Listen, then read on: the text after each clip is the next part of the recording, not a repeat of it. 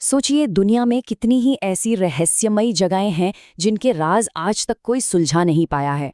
देखिए, modern science ने बहुत तरक्की कर ली है, पर कुछ पहेलियां आज भी ऐसी हैं जो इंसान की समझ से बाहर हैं। और उन्हीं में से एक है मिस्र के तपते रेगिस्तान में खड़ा गीज़ा का महान पिरामिड। तो सबसे बड़ा सवाल यही उठता है कि आज से 4,500 साल पहले, जब न कोई क्रेन थी न कोई भारी मशीनें, तब आखिर इसे बनाया कैसे गया। ये वो सवाल है जो हजारों सालों से इतिहासकारों और इंजीनियरों को हैरान करता आया है। इसके बनने में इतने ही विशाल पत्थर के ब्लॉक इस्तेमाल हुए थे। जरा सोचिए, 23 लाख पत्थर के टुकड़े एक के ऊपर एक रखे गए, और वो भी बिना किसी मॉडर्न टेक्नोलॉजी के। और हाँ, ये कोई छोटे मोटे पत्थर नहीं थे, बिल्कुल भी नहीं। इनमें से कुछ सबसे भारी पत्थरों का वजन तो 80 टन तक था, मतलब कई ट्रकों के वजन के बराबर। इन भारी भरकम पत्थरों को उठाना और फिर उन्हें सही जगह पर रखना, ये कितनी बड़ी चुनौती रही होगी। और बात यहीं खत्म नहीं होती। हैरानी तो तब और बढ़ जाती है जब पता चलता है कि इनमें से कुछ विशाल ग्रेनाइट ब्लॉक को लगभग 800 किलोमीटर दूर से लाया गया था। बिना किसी मॉडर्न ट्रांसपोर्टेशन सिस्टम के इतने भारी पत्थरों को इतनी दूर से लाना अपने आप में एक अविश्वसनीय काम है। तो एक मिनट रुककर सोचते हैं कि हम किस तरह की बनावट की बात कर रहे हैं। लाखों टन वजनी पत्थर, गजब की सटीकता और एक ऐसा विशाल पैमाना, मतलब ये एक ऐसा कंस्ट्रक्शन है जिसे बिना आज की टेक्नोलॉजी के बनाना लगभग नामुमकिन लगता है। और यही बात आज भी इंजीनियरों को हैरान कर देती है।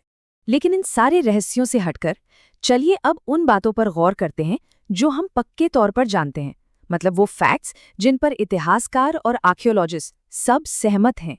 तो सबसे पहले, इसे बनवाया किसने? ये थे फेरो खुफू, जो मिस्र के पुराने साम्राज्य के चौथे राजवंश के दूसरे शासक थे। और ये बात है लगभग 2560 ईसा पूर्व की। ये गीज़ा के विशाल पठार पर है, जो नील नदी के पश्चिमी किनारे पर है। और हाँ, ये वहाँ अकेला नहीं है। इसके साथ दूसरे पिरामिड, मंदिर और वो मशहूर ग्रेट स्फिंक्स भी मौजूद हैं। पता है, ये महान पिरामिड अचानक से नहीं बना था। ये असल में शाही मकबरे बनाने की एक लंबी कहानी का, कह सकते हैं, क्लाइमैक्स था।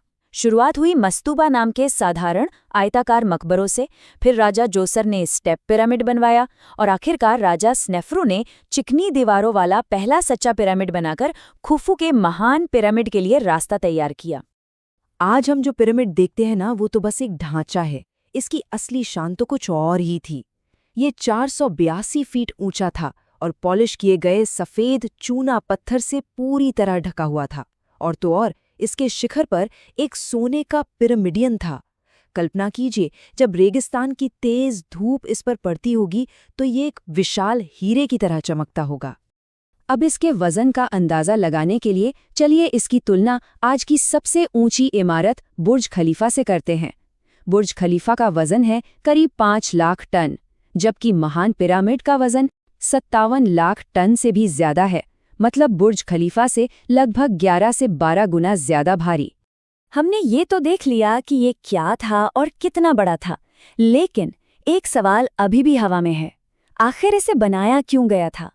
क्या ये सिर्फ एक मकबरा था या फिर इसका कोई और ही मकसद था? और यहीं से असली बहस शुरू होती है। पिरामिड का असली उद्देश्य क्या था? चलिए देखते हैं कि इस बारे में क्या-क्या थ्योरीज हैं। जो सबसे आम थियरी है, जिसे ज्यादातर एक्सपर्ट्स मानते हैं, वो ये है कि ये फेरो खुफू का एक भव्य मकबरा था। प्राचीन मिस्र के लोग मृत्यु के बाद की जिंदगी में बहुत गहरा विश्वास रखते थे। वो मानते थे कि नील नदी का पश्चिमी किनारा, जहाँ सूरज डूबता है, वो मृतकों की भूमि है। इसीलिए वो अपने मकबरे वहीं बनाते थे ताकि उनकी आत्मा आसानी से अपनी आखिरी यात्रा पर जा सके। लेकिन इस थियरी में एक बहुत बड़ा पेच है। जब आर्कियोलॉजिस्ट ने पिरामिड के अंदर खोजबीन की तो उन्हें कोई मम्मी नहीं मिली, कोई खजाना या कीमती सामान भी नहीं मिला। उन्हें मिला तो सिर्फ एक खाली पत्थर का ताबूत। और इस एक खोज ने कई नए सवाल खड़े कर दिए। तो अब हमारे सामने दो बड़ी थ्योरीज हैं। एक तरफ है मकबरा थ्योरी, जो उनकी पुरानी परंपराओं और दफनाने के तरीकों पर आधारित है, और दूसरी तरफ एक और थ्योरी है जो ये कहती है कि ये एक तरह का प्राचीन पावर प्लांट था। इसको मानने वालों का तर्क है कि इसके बनाने में जो क्वार्ट्ज वाला ग्रेनाइट इस्तेमाल हुआ है और इसका जो सटीक ज्योमेट्रिक डिजाइन है, उसका असली मकसद किसी तरह की एनर्जी पैदा करना था। शायद इसका क्यों का जवाब इसके कैसे में ही छिपा हो। अगर हम ये समझ जाएं कि इसे बनाया कैसे गया, तो हो सकता है हम ये भी समझ जाएं कि इसे क्यों बनाया गया।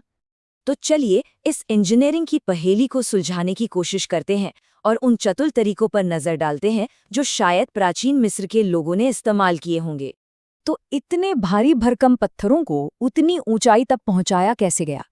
इसको लेकर ना कई आइडियाज हैं। सबसे आम है बाहरी रैंप का सिद्धांत, मतलब मिट्टी और ईंटों से एक बहुत बड़ी ढलान बनाई गई। एक और सिद्धांत है अंदरूनी रैंप का, जिसमें पिरामिड के अंदर ही एक घुमावदार रास्ता बनाया गया। और कुछ लोग तो ये भी मानते हैं कि शायद पानी की ताकत का इस्तेमाल किया गया हो, जिसे हाइड्रोलिक लिफ्ट कहते हैं।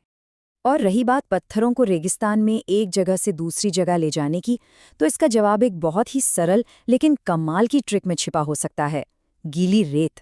देखिए, सूखी रेत पर भारी वजन खींचना बहुत मुश्किल होता है, लेकिन अगर रेत को हल्का सा गीला कर दिया जाए तो वो सख्त हो जाती है और फ्रिक्शन यानी घर्षण आधा हो जाता है।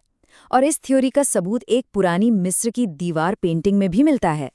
अब ऐसा नहीं है कि ये कहानी सिर्फ पुराने वक्त की है, ये खोज आज भी जारी है। मॉडर्न टेक्नोलॉजी की मदद से इस प्राचीन अजूबे के रहस्यों को उजागर करने की कोशिशें लगातार चल रही हैं। आज के ज़माने में एक्सपर्ट्स क्या कर रहे हैं? वो छोटे छोटे रोबोटिक कैमरे पिरामिड के अंदर भेज रहे हैं। उन्होंने दीवारों पर लाल रंग के कुछ रहस्यमयी निशान भी खोजे हैं, जो शायद मजदूरों ने बनाए होंगे। और हाल के स्कैन से तो ये भी पता चलता है कि पिरामिड के अंदर अभी भी कुछ ऐसे कमरे हो सकते हैं जो अब तक किसी ने नहीं देखे हैं। तो कुल मिलाकर गीज़ा का महान पिरामिड सिर्फ पत्थर और रेत का एक पहाड़ नहीं है, ये दुनिया के 7 प्राचीन अजूबों में से अकेला बचा हुआ स्मारक है। एक ऐसा स्मारक जो हमें बार बार ये याद दिलाता है कि प्राचीन दुनिया के बारे में हमारा जानना अभी कितना बाकी है। तो सवाल यही है, 4,500 साल गुजर चुके हैं, पर ये प्राचीन अजूबा अपने अंदर और कितने राज दबाए बैठा है, जिनके सामने आने का हम बस इंतजार कर रहे हैं।